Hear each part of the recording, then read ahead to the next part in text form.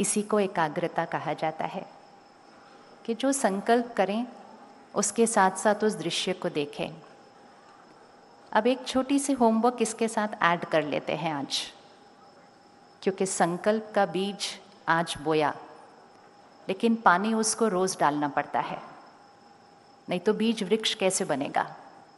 तो इसलिए हर रोज जब आप अपनी माइंडफुलनेस प्रैक्टिस करेंगे तो पूरी एक्सरसाइज जब आप कर लेंगे जो आपको सिखाई जाएगी, उसमें आखिरी संकल्प 1 सेकंड के लिए, सिर्फ 1 सेकंड के लिए आप ये संकल्प करना कि हैप्पीनेस प्रोजेक्ट पूरे विश्व के हर बच्चे तक पहुंच गया है, ये सृष्टि खुशहाल है। बस इतना सा एक संकल्प करना है हर रोज। कर सकते हैं ये संकल्प रोज? कौन कौन रेडी है इसको रोज करने के लिए? हाँ, आपको पता है एक स्पिरिचुअल लॉ है, हम सबको साइंस के लॉज पता है, law of gravity, law of thermodynamics, हमें सबको साइंस के लॉज पता हैं, लेकिन कुछ लॉज होते हैं वाइब्रेशन के, ऊर्जा के, जिसको स्पिरिचुअल लॉ कहते हैं। और एक स्पिरिचुअल लॉ है, और वो लॉ है संकल्प से सृष्टि बनती है। संकल्प से सृष्टि बनती है। तो जो संकल्प हम कर लें और उसको रोज करना शुरू करें, उसको हम सृष्टि पर न देखें, ये असंभव है, ये असंभव है। तो इसलिए हमें सिर्फ आज इस बात पर खुश नहीं होना कि 4 साल में क्या कमाल हुआ है, वो तो कमाल हुआ ही हुआ है, लेकिन आज हमने बीज बोना है कि अगले कुछ सालों में क्या कमाल होने वाला है। हम दिल्ली से हटकर पूरे विश्व में जाएंगे। भाई साहब ने अंत में बहुत प्यार से आपसे पूछा कि ये सब्जेक्ट कंटिन्यू होना चाहिए या नहीं होना चाहिए। कुछ बच्चों ने कहा हाँ होना चाहिए। मुझे लगा आवाज़ थोड़ी सी और ज़ोर से होनी चाहिए थी कि ये होना चाहिए। कई बार हमें लगता है कि इतना सब्जेक्ट और सिलेबस वैसे ही नहीं पूरा हो रहा, ऊपर से एक सब्जेक्ट और ऐड कर दिया। लेकिन अगर देखा जाए, एक बच्चा अपनी किताब लेकर बैठा है, पढ़ रहा है, वो पढ़ रहा है, लेकिन अंदर कुछ बहुत ज़्यादा जा नहीं रहा है। आज मेजॉरिटी बच्चे कहते हैं कॉन्सेंट्रेट नहीं होता, एकाग्रता नहीं होती। तो वो उतना सा चैप्टर पढ़ने में जितने घंटे लगा देगा ना, अगर वो उसकी जगह आधा घंटा ये प्रैक्टिस कर ले तो उसकी एकाग्रता शक्ति बाकी सारे सब्जेक्ट्स में बढ़ जाएगी। बढ़ेगी या नहीं बढ़ेगी? किसको लगता है बढ़ेगी?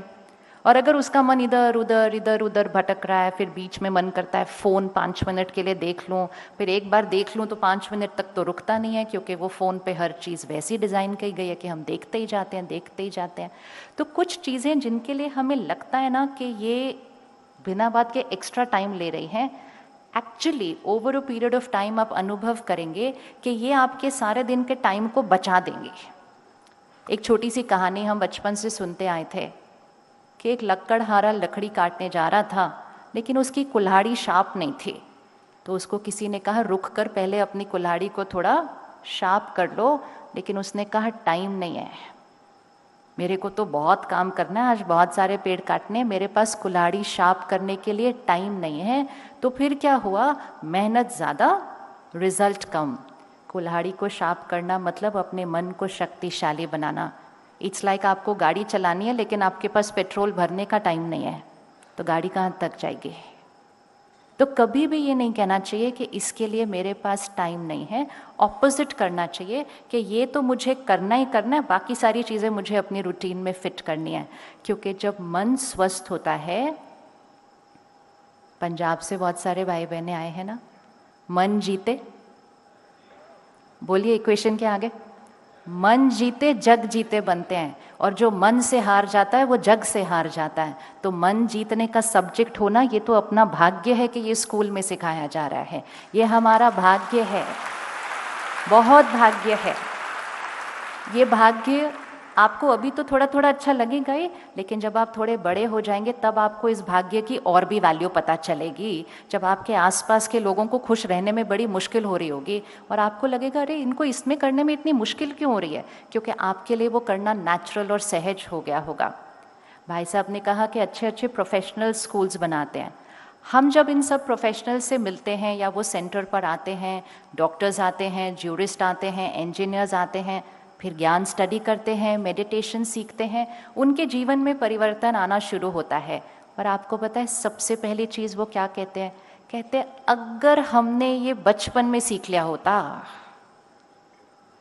सभी ये कहते हैं अगर हमने ये बचपन में सीख लिया होता तो जीवन ही कुछ और होता। और फिर सेकंड चीज़ वो क्या बोलते हैं?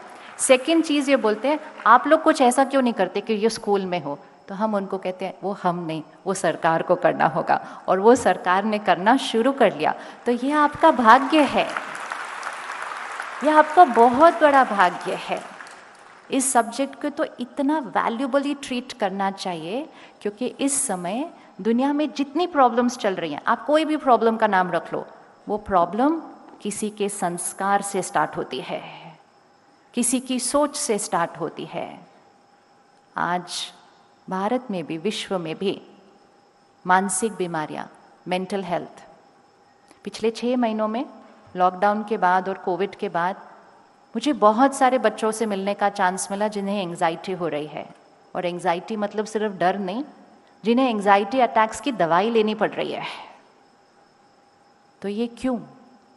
एक बच्चे के जीवन में तो ऐसा कोई प्रेशर नहीं होता जो उसको एंग्जाइटी अटैक, पैनिक अटैक की दवा लेनी पड़े, लेकिन उसका कारण ये क्योंकि वो बच्चा हर रोज़ आधा घंटा समय नहीं निकालता अपने मन को शक्तिशाली बनाने के लिए।